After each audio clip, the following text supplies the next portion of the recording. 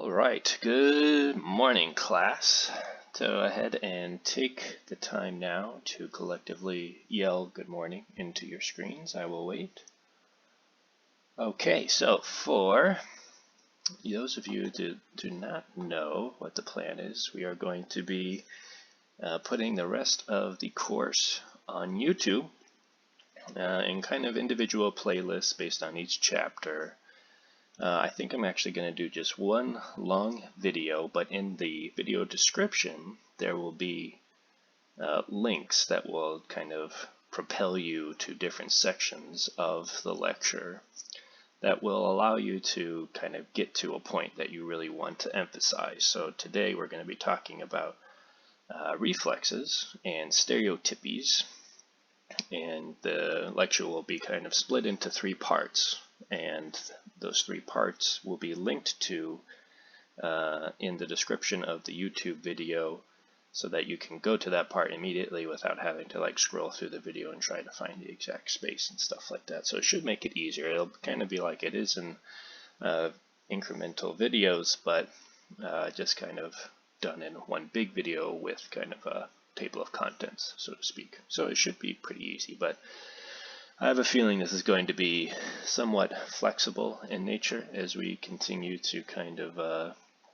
explore how we're going to properly do this. So we'll see how it goes. So today, as I said, if you're watching this video just for fun, this is a part of a course through UNLV, Kinesiology 316, Motor Development.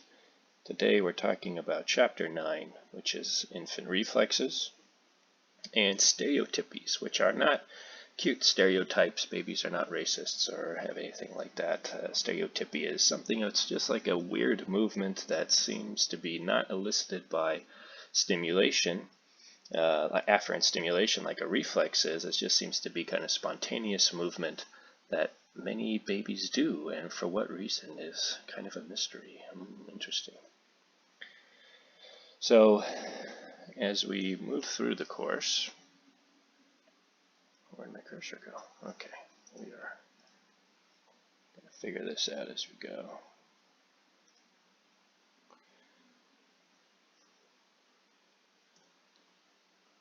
Alright, we're still recording, I think. Okay, so I don't need that on. Okay, sorry about that. Still figuring this out. My biggest fear is that essentially I will be talking for 30 minutes or so and then realize I did not record anything and then have to do it all over again. But I think this is working. So yes, I see it up here. Okay, it's working. We're good. All right. Or my other fear is that I record the whole time but there's no sound, or the sound is awful and then I have to record again. Any scenario where I have to do things twice or multiple times, it's like a worst case scenario for me. Okay, moving on. So this is an infant child here, pictured, of unknown gender, sucking its thumb.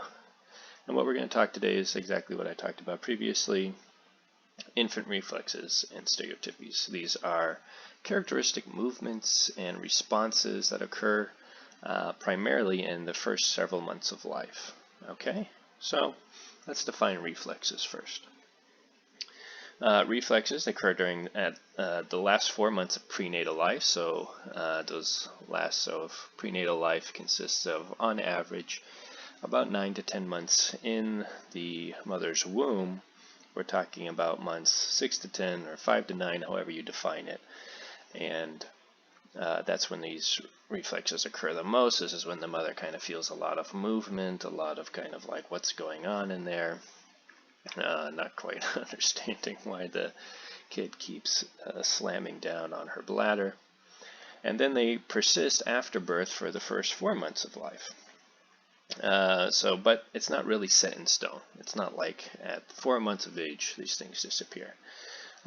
And there's perhaps even more reflexes than we totally understand. Today we're not going to be going exhaustively over every possible reflex or every hypothesized reflex out there, but we're going to nail the big ones at least. So a reflex, it's involuntary, and it's subcortical spinal brainstem. So it occurs, so here's a picture of a human brain. So when we say that something is subcortical, we're basically saying, so this area of the brain here in this picture, this outermost layer, part of the cerebrum, this is the cortex. And in the layers of the cortex are all of the brain cells, and they're responsible for executive function, voluntary movement, sensation, a lot of things like that. And that's where all that is controlled as you are an adult. But when we talk about subcortically, we're talking about these lower structures here. So here we have part of the brainstem, the pons, the medulla is down here, then we have the thalamus, the hypothalamus, this is the cerebellum, not known of a lot of reflexes that go through the cerebellum. You don't have to know all these parts, but you just want to kind of understand that there is cortical, and then there's subcortical. Okay, and so all of the reflexes generally travel not just through the spinal cord, but some of them also go up through these kind of subcortical brain regions as well. Some are just spinal, some are spinal and subcortical. You don't need to know that, but that's just something to kind of help to understand where these reflexes exist in the brain. Okay? And so the purpose of these reflexes, at least as it's hypothesized, is that they help to secure nourishment and protection. Okay? Keep the baby alive is really what that should say. And they provide information on infant health and neurological maturation. So some of these reflexes, if they persist for too long or if they reappear, that is a signal to a physician or some kind of clinical practitioner to say, okay, that is abnormal. This reflex should have gone away. In some cases, even interestingly enough, a reflex can reappear in an older adult, and that can be a sign of some other kind of neurological condition. Or a reflex can persist for a very long amount of time in an infant, and that also can be a sign of some neurological condition. It's not it's not something that you would diagnose out of, but it's something that is kind of a sign of. It's like, oh, that's interesting, why is that still there? And it gives you a direct inference of basically, if reflexes fade away, it's because the cortical parts of the brain have now integrated well with the rest of the body, that now voluntary movement is the primary source of action for all of your movements, and it's not involuntary movement, thankfully. That would be awkward. And the fact that now if this reflex reappears, or if this reflex never really goes away, it's a sign of that this cortex here, which is so vital for voluntary control, is kind of taken over, or that this is kind of diminished to a point where the reflex is now more prevalent. So does a reflex ever really go away? That's kind of a subject of debate, but primarily what we're looking for is that there's probably the motor control is occurring now through the cortex, and it's not being solely driven by the brainstem and the subcortical regions. So this is an interesting distinction of when we look at this as a sign, it gives us an immediate kind of inference of what's happening in the brain. So what is driving movement now? If it's not this, it's probably this. And if it's this, that might be a problem, especially if we expect that reflex to be gone. So we'll talk about a lot of different reflexes as we kind of continue to go through the lecture, but they persist throughout life even, and so it's very interesting. I think it's very contrary to what a lot of people believe about reflexes, especially in infants. Okay, so here is a big table of reflexes. We're going to go through most of these today. Actually, we'll probably go through all of these today. And big thing to kind of consider here in this reflex table is that we have two kind of categories of reflexes here. We have primitive and we have postural.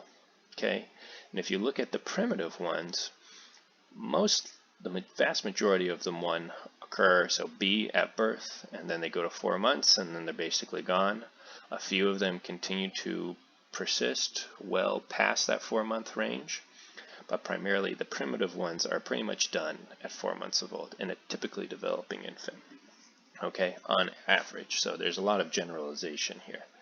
Then we have our postural reflexes here, and some of them occur very early on, but again, now the vast majority of them, as the primitive ones have kind of disappeared, the postural ones now appear and persist much later on in life, and some of them even go beyond this 12-month range. Okay, and so anything with an asterisk here, so the asymmetric tonic neck, the moro, the search, the sucking, the palmar, these are all reflexes that are also believed to exist some weeks prenatally, so while the infant is still in the womb. And so we'll talk about how premature infants, infants born prematurely, you can see these reflexes even when their gestational age is still quite young. Okay, so other things to consider here, these dash bars, time of reduced intensity of the reflex. Okay, so now we're going to move into the next category, or the first category of reflexes, the primitive reflexes. So the primitive reflexes, I guess they're given the name primitive because they're considered to be primarily kind of things that have been ingrained in us for a long evolutionary time. So perhaps many of our early ancestors or previous evolutionary great-great-great-great-great-great-great-grandparents, when they were just kind of weird monkeys or apes, they probably still had these reflexes in it because when we lived in the wild, they were necessary for protection, nutrition, survival. All of these things together are pretty necessary to help an infant kind of get past this very vulnerable stage where they're just a little bean. Okay, so again, like we talked about on the table, suppressed by 6 months. Probably won't see many of these, and that's because the cortex has now kind of taken over control, and the reflexes are no longer necessary to be able to continue these, provide for these three basic things of protection, nutrition, and survival. So they occur in all typically developing newborns. We talked about that already. So what's important, though, is that they are stimulus-driven. So there's a stimulus, there's a response, and then there's some approximate age of emergence and then disappearance. Okay, so these are the basically everything summarized in this table that we looked at previously. And then these are all the reflexes we'll be talking about today. Yay! So this lecture, it's kind of cut and dry. What's interesting, though, is that some of these things seem very intuitive. So we'll talk about the sucking reflex and the palmar grasp reflex. And that seems like, okay, that makes a lot of sense, why we would have these reflexes. Then there are other reflexes that we'll get into at the end of this section. The palmar mandibular reflex, the palmar mental reflex, probably reflexes you haven't heard of before. And they're quite strange how they are persist and why they're necessary or why they even exist. And so there are other reflexes here that we haven't even going to talk about either, but maybe I'll kind of touch on them a little bit as we get later on in the series. But anyway, so there's how many here? 11? No. Yes. 11 reflexes here. 11 primitive reflexes as defined in your textbook. Okay, so the palmar grasp reflex, very basic. It's the best known, it's the cutest one. You put your little finger in the baby's little hand and they grasp it. It's a stimulus driven by the fact that they feel something, they feel some sensation in the hand, and then they will close their hand. So that seems very obvious that this is important for them to be able to hold on to the mother. And as we remember when we looked at that video of Johnny and Jimmy, it's a pretty strong reflex too. They can hold their own body weight if they have a good enough grip. And so when you remember in Johnny and Jimmy in the very beginning of that video, the experimenters had Johnny and Jimmy hold on to this dowel, and so this palmar reflex is activated, and then they lift up, and so the tension in their hand, as it persists or as it increases, the reflex gets stronger and stronger and stronger, and they're able to hold themselves there for many, many seconds. And so you can see why that's pretty important. But there is a situation here. If we look at this bullet point at the bottom, if the grasp is weak or absent upon birth or exaggerated after the 5th month of life, this may indicate a neurological disorder. So what is wrong? If it's weak, it kind of indicates it's like, okay, so the stimulation is not really reaching the area it should be, or the response is not activating the muscles it should be. That seems to be a problem. If it continues to persist after the 5th month, and this is an indication of, well, okay, the brain should have kind of now found its way to be able to control the hand on its own, why isn't that happening? That seems to be an issue.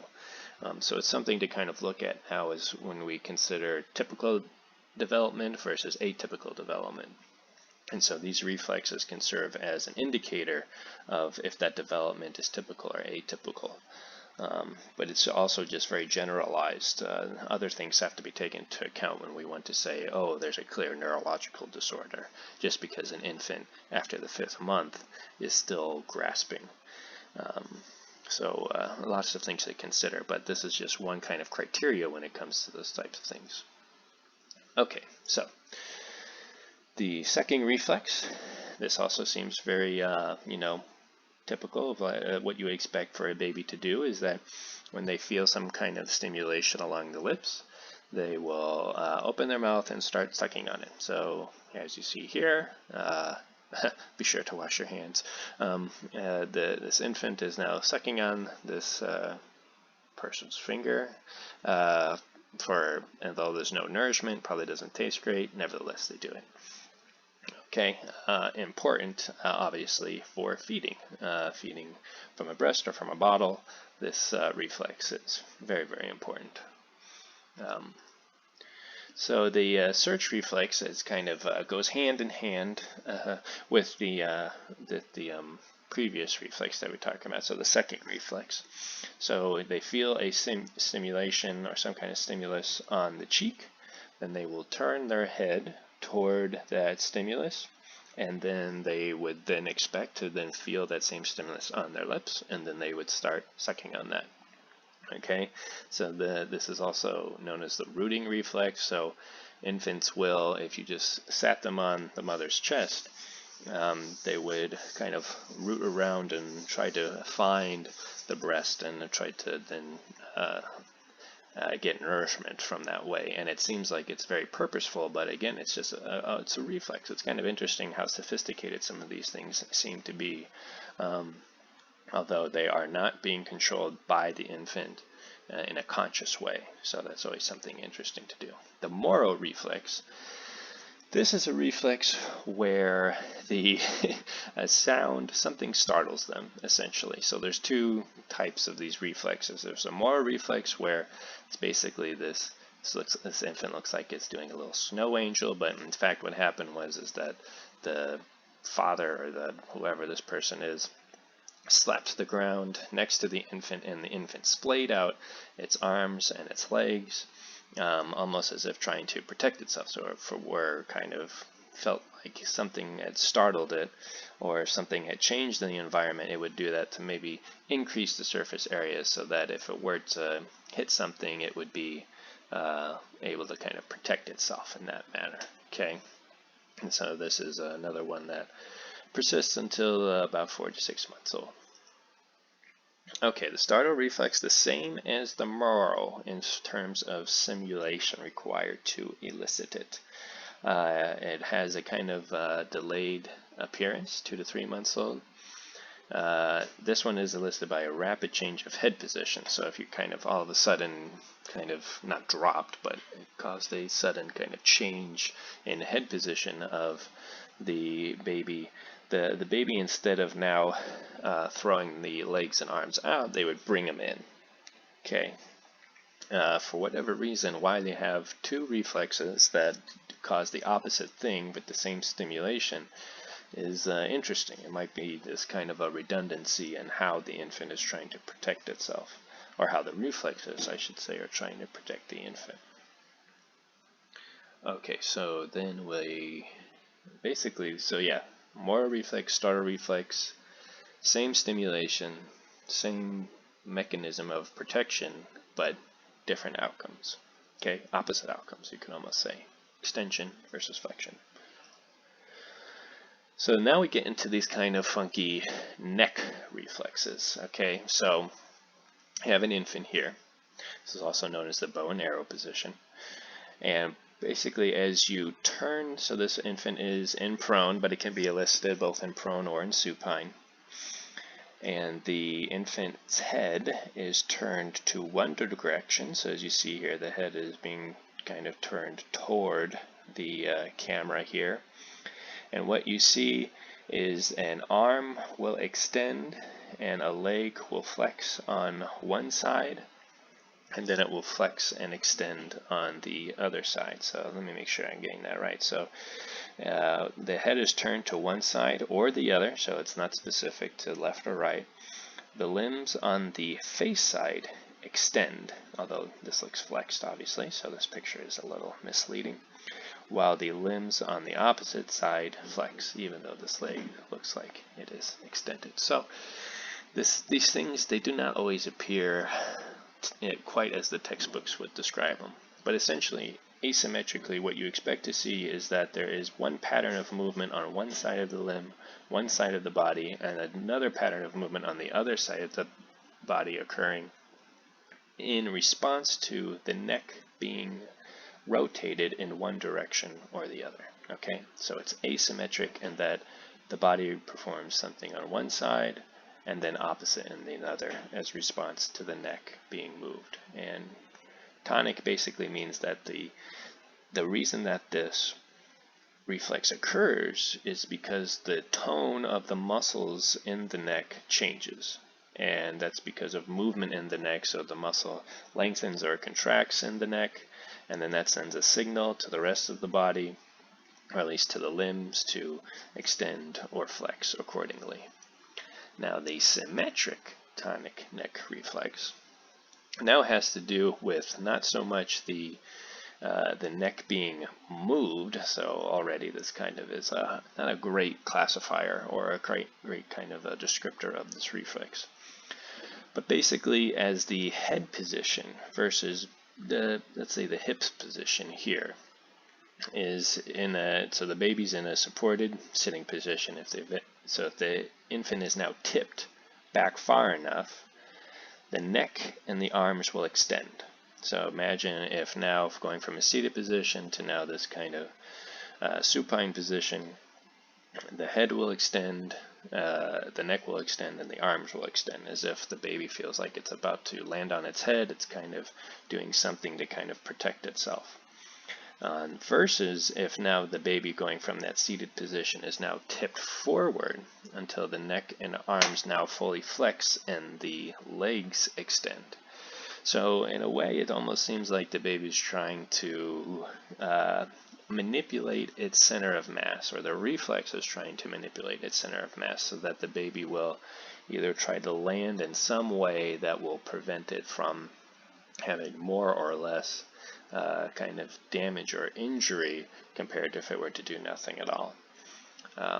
But not all these reflexes are present, and they're not always super strong in every infant. So it's difficult to investigate these things because of that reason. So without getting too off topic, when I was doing graduate school, there was an infant motor lab, and it's so hard to get infants to be participants in a study. You have to, especially if you don't know a lot of them, as a graduate student, you're pretty young.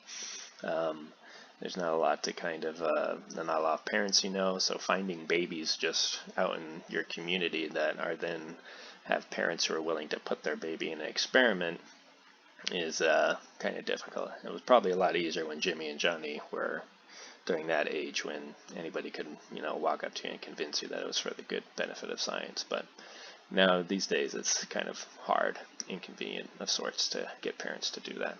Anyway, enough of a tangent. Hopefully I don't ramble too long through these videos. Okay, so moving on. Neck reflex, right? Okay. Plantar grasp reflex, Babinski reflex. So, two reflexes, just like the moral and the startle reflex, that have similar stimulation, not the same stimulation, but similar stimulation. And then they have some change in motor behavior of the foot. Okay, so in the plantar grasp reflex, you think of the grasping reflex of the hand, motion of the finger that goes from the top to the bottom of the foot, or actually just applying a slight pressure to the ball of the foot causes the toes to grasp. So as if they feel something on whether it be the ground or whether it be the mother, they want to hold on to that with their feet. Very similar to the pattern of what you would see in an ape. An ape would use their feet to be able to grasp things as well, like their mother or the environment. Now the kind of opposite behavior of that is in this Babinski reflex. Now Babinski, I'm pretty sure, was the guy who invented it, and so instead of saying like toes flaring reflex, he had to name it after himself. So this one is also very present at the first months of life, and it is elicited by stroking the bottom of the lateral portion of the foot, so the outside of the foot here, and then resulting in a downward turning of great toes and sometimes all the toes. So basically the toes will flare. So instead of flexing like we see in the left picture, you kind of will stroke the foot going from down to up fashion. This guy really needs to clean his fingernails. And you see these toes kind of flay out or spread out in response to that. Now why that is kind of weird. So I don't have a good explanation for why this reflex exists, but one way that you can remember this reflex is that, maybe it's a good way, I'm not sure. So think of baby ski, okay? So a baby, if they were going to ski without skis, they would need to have a long foot, so they have to flay their toes out in order to be able to do that. So instead of Babinski, think of baby ski. At least hopefully the idea of ski will think of the foot, so that it's not, you don't get it confused with the Moro reflex, which is probably also named after some guy named Moro, or the other reflexes that have kind of weird and strange names. Okay, so at the very least, plantar grasp reflex, those make a lot of sense. Babinski reflex, the foot, Moro reflex, startle reflex, like a snow angel. Okay, there's videos at the end of the lecture that you can watch all of these, but just to try to keep all the names kind of straight in your head, you kind of need to have little tricks to keep all those kind of straightforward.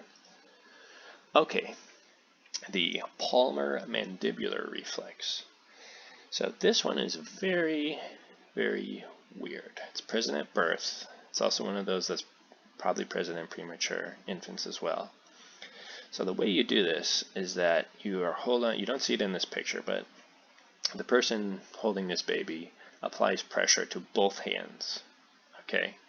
And so although it's maybe not looking like he or she is having a great time, what happens is that you apply pressure to the palm of each hand, and then what you will see is that the mouth will open, the eyes will close, the neck will flex, and the head will tilt forward, almost as if they don't really like that. But it is a reflex, I guess because it happens consistently enough that this is not a voluntary behavior. This is in fact something that is where the pressure from the hands travels down through the sensory system of the limbs, the peripheral system of the limbs, goes to the spinal cord, and then kind of messes with all of the subcortical circuitry of the face, neck, and head to cause, and eyes to cause this reflex. Why this one is present and what it means is not known. Oops. Okay, a lot of these reflexes now are kind of just weird. How you would even discover this reflex is also kind of weird. This is probably when people were just like doing all sorts of weird stuff to babies to see if they would just kind of have some kind of stereotypical pattern or kind of recurrent pattern, and then labeling it a reflex. So then the palmar mental reflex, okay, so these both of them have to do with stimulation of the palms and then a response of either mandibular or the mental. So mental makes you think that it has at least something to do with the head. It primarily is just something responsible to do with the jaw, okay? This is why then whoever named these things, they all did it in isolation and they all came together and like, oh, that's confusing. So this one is also present at birth.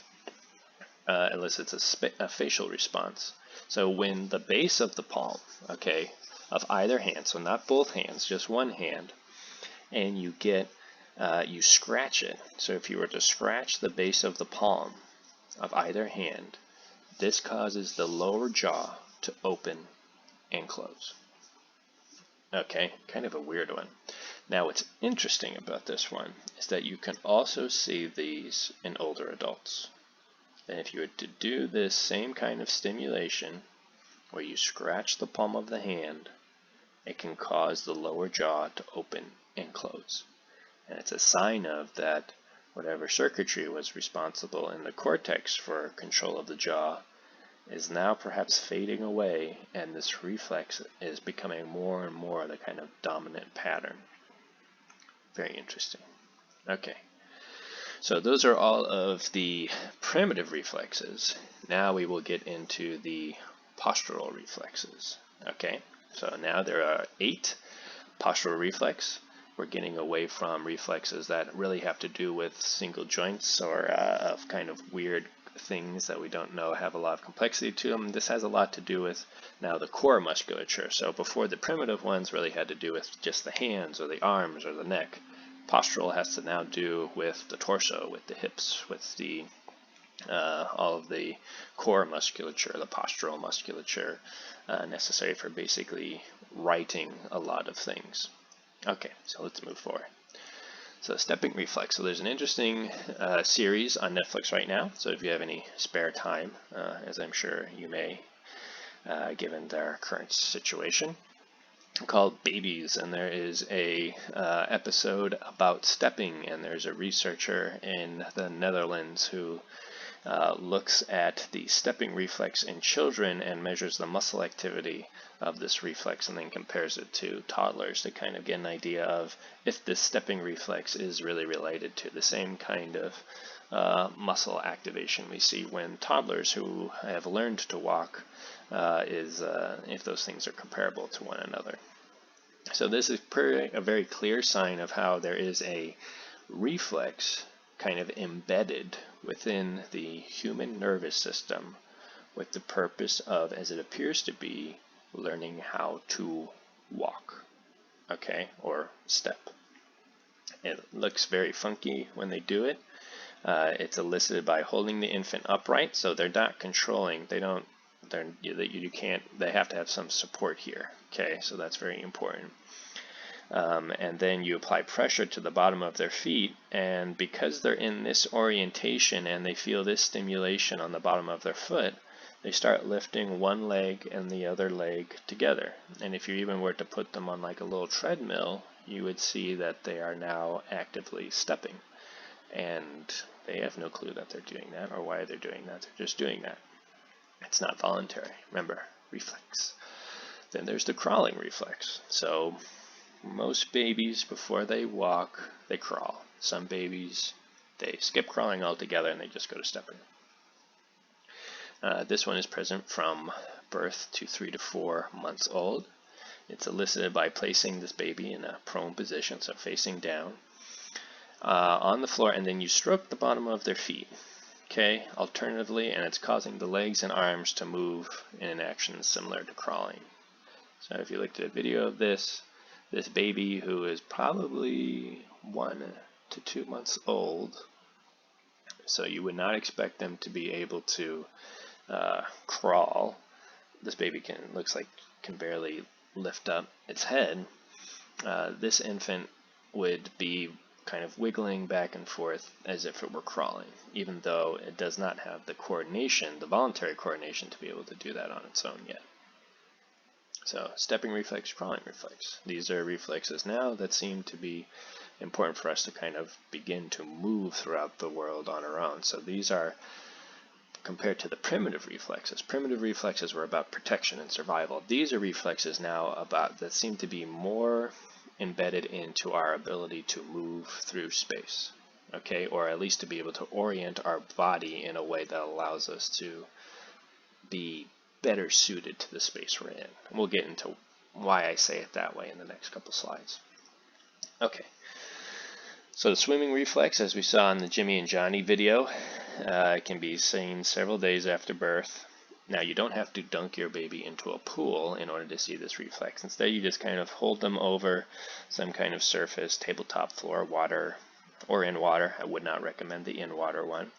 And what you see is basically this kind of kicking motion and this kind of wiggling motion of the arms that seems to be coordinated. So the parts of the spinal cord responsible for this are creating this kind of coordinated swimming motion. Now, what's important is that this is a reflex that is probably elicited by the orientation of the baby's body in space. So the kind of vestibular system kicks in, it senses things that give it some kind of cue that it is one being held horizontally in this prone position, and then it perhaps feels like it's in some kind of fluid, and then you get this response. Okay, so a lot of these have to do with how the head position, really, relative to the body position in space, is what is creating these reflexes.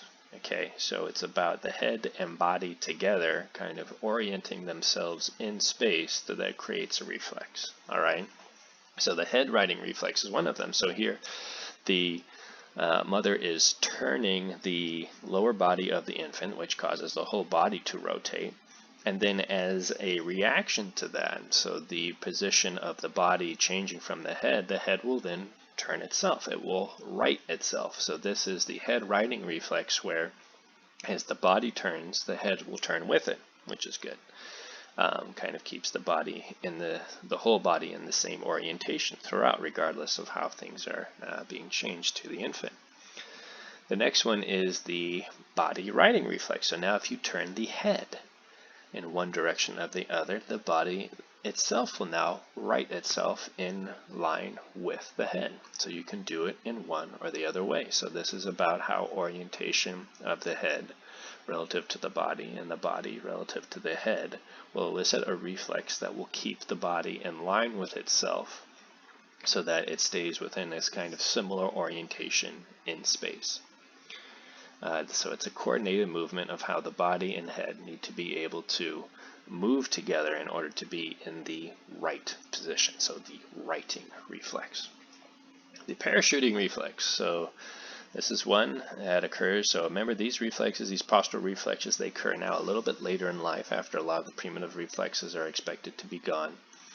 And when the infant, so they hold the infant in this upright position, and then you tip it to one side, okay, off balance in any direction. And it stimulates now a protective mechanism that the baby will try and break its fall with its limbs, basically. So now it kind of moves its limbs in a way that is in the direction of the fall to kind of help break that fall, if it were to actually kind of hit the ground. So protective thing, hopefully they never need to actually use it, but nevertheless it's there, and it probably helped us kind of get the species where it is today, maybe. Now what a weird name for a reflex, the labyrinthian reflex. Okay, labyrinthian reflex. Look how happy this dad is. Okay, so this one's seen at 2 to 3 months old, so a little bit earlier than many of the other reflexes, and it's characterized by the head's tilting in a direction opposite of the direction the body is tilted in. Okay, so you can't really see it here, but I guess this is kind of just to show what you would need to do in order to do it. So the head tilts, okay, in an opposite direction that the body is tilted. So if this reflex were to be picture perfect, what you would expect is that if the body is in this angle, then the head kind of then goes in the opposite angle, okay? So you think of an angle relative to the ground. So this angle here, if you can see that. Maybe I should get a little, can I do this? Oh, let's see. A little laser pointer. Okay. So see this angle here? So the body relative to the ground. The reflex then is that when the body senses that it's in this kind of relationship to the ground, the head in relation to the body will do some opposite direction of that. Okay. It's doing it a little bit here. I guess this is the closest they could get it. It's really hard to do. So you have a angle in this direction, and it elicits a response of the head to move the head in an angle opposite of that direction. Okay? See it just a little bit. It's very slight. The kid's looking down, so they're ruining it.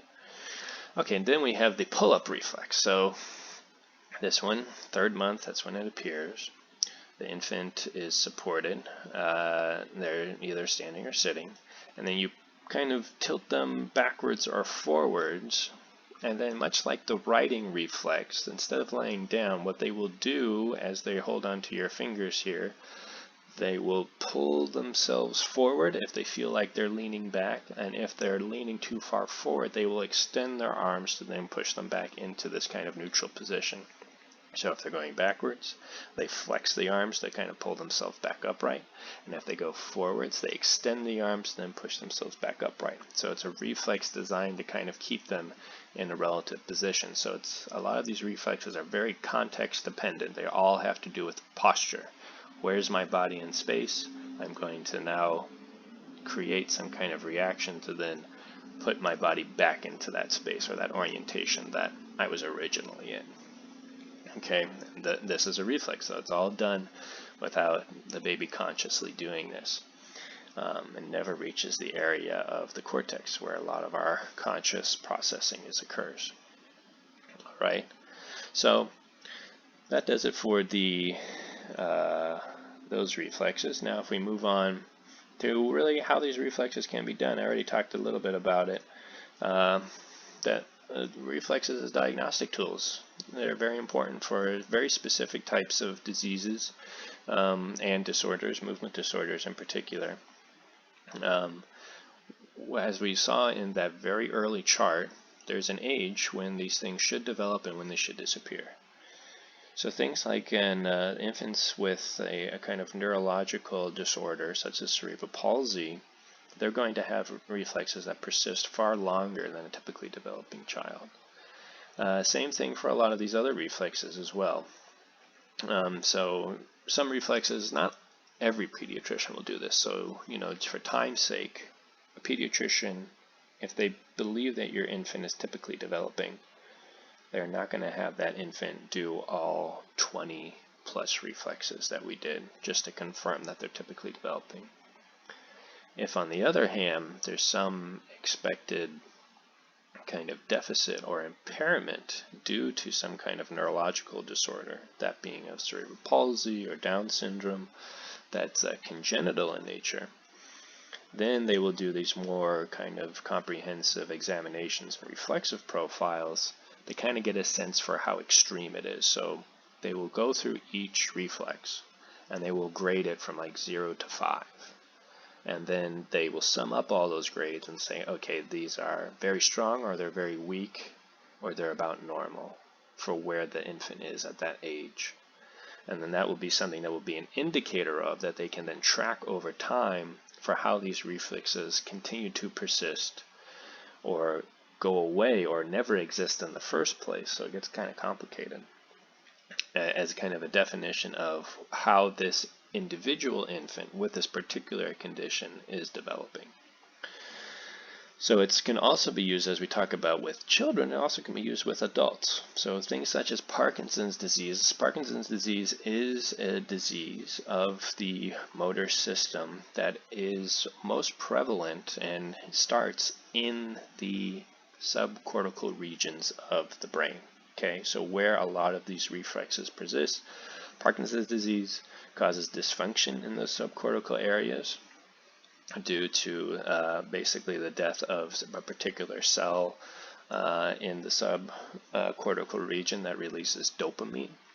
And the lack of that dopamine in those brain areas creates that dysfunction that you can then try to elicit the reflexes that we talked about earlier to kind of give an idea of how that dysfunction is now impacting voluntary motor control and perhaps overemphasizing involuntary motor control, such as reflexes.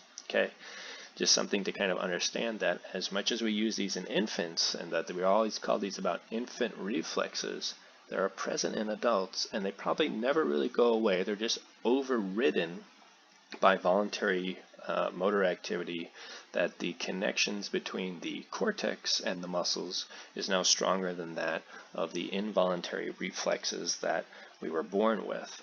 But they probably never go away. At least, it's very hard to study that. But in these neurological conditions, we see some evidence of that, and it's very interesting. Okay. Can read more about that on pages 214 to 216. So reflecting on infant reflexes and developing future movement. So after reading the discussion on page 216 of the text, do you agree that reflexes provide a form of practice that helps an infant attain future movement? Or do you believe that reflexes are simply involuntary and have no link to later voluntary movement? So discuss that with yourself, or bring it up at the dinner table, or however you want. Or you could post it in the comment section of the YouTube clip. I don't know if I'll read it, but you can put it there. Maybe someone else will read it and respond. That'd be cool. But we already kind of see some evidence of this here, involuntary and have no link to later. So we know the stepping reflex. That one seems to be kind of very obvious, right? But then on the other hand, the mandibular reflex, the palmar mandibular reflex, that one kind of weird. Okay, so we have very obvious ones and not so obvious ones. So it's kind of a debate as for how useful some of these things are. There are other reflexes that we could talk about that we haven't presented here that are very useful, but we don't really use. So there's the gag reflex. We all have that, and we never really lose it. And if we didn't have it, we'd be much more prone to choking on things, especially as an infant tries to transition from kind of soft foods to more solid foods. And so that's a very important one to have. It's something that we should keep, right? So if that ever went away, that would kind of be a problem too, right? So we have a lot of just reflexes that we maintain just for our survival and our benefit anyway. So why some reflexes persist and others disappear, it seems to be kind of a mixed bag as to why that is. We don't really know. Okay, last one. Stereotypies. Rhythmical, patterned, highly intrinsic, seemingly centrally controlled movements. So now these are movements, okay, that seems to be something that all infants do, but they're not elicited by some kind of stimulation, right? A reflex requires stimulation in order to occur. A stereotypy, basically when you just leave a kid to like hang out on their own, they're just kind of looking around doing their thing, and they're kicking their legs and they're rubbing their feet and they're doing all these kind of weird things, but they all do that. That's why it seems to be stereotypical baby behavior, is that they all kind of do this for what reason unknown, but possibly because they're just trying to kind of explore the space. Imagine that if you could never move before, you didn't even really know what movement was, and then you kind of think about movement and then your arm twitches or your leg twitches. Well, that seems interesting, you might think, as a baby. And then you continue to do that type of thing. And then you just continue to kind of get ecstatic over that thing, and you just kind of don't have a goal for it, but you're just kind of like learning about it in a way. And then over time, you get this kind of idea that your thought creates motion, and then from there you look around and your other senses develop. Remember, like vision's not very strong as an infant. Then you kind of can see the world, and then you understand that your thinking creates motion. Now you want to interact with the world, and then it just kind of snowballs from there. That's the theory. Right? We don't really know. But it seems at the very least, and stereotypies are not something that's well researched. You look in the book, most of the studies are started in like 1940, 1950, 1980. Not a lot of recent stuff being done on it. But at least it seems to be kind of the bridge, as the book would put it, between reflexes to more voluntary movement. Stereotypies are not goal-oriented, but they seem to be something that's important for just kind of learning how to move in general. Okay, stereotypies. Last one. Sorry, I said the last one was the last one. This is the last one. These are all the links to all of the things, and you can't click on them, but I already uploaded this to YouTube, not to YouTube, to Canvas, so you can get to all these links. You can also visit YouTube to watch videos of these various reflexes. Some of these reflexes are in infants as young as 30 minutes old. Wow, interesting. Okay, so that concludes this lecture. Lecture 9. Next lecture will be lecture 10. I'm not quite sure what that lecture is on. That one's on voluntary movements of infancy. So kind of bridging the gap. We went from stereotypies now to full voluntary movement. Cool. All right. So if you have any questions, you can always email me. You have my email. I'm not going to put it on YouTube. and you can also maybe write it in the comments, and we'll see what happens. Or probably it's the best way, just email me. That'll be good. Oh, quick note, we might be doing this for several classes, so there are 2 other instructors that also may help me make these videos. So I did lecture 9. The next lecture, lecture 10 on chapter 10, might be done by a different person. This kind of just helps us kind of get organized and divide and conquer as we're dealing with all these other sorts of things as well. Anyway, I'll also post an announcement on that so you guys aren't like weirded out by those types of things. Cool. All right. Talk to you later. Stay safe. Wash your hands.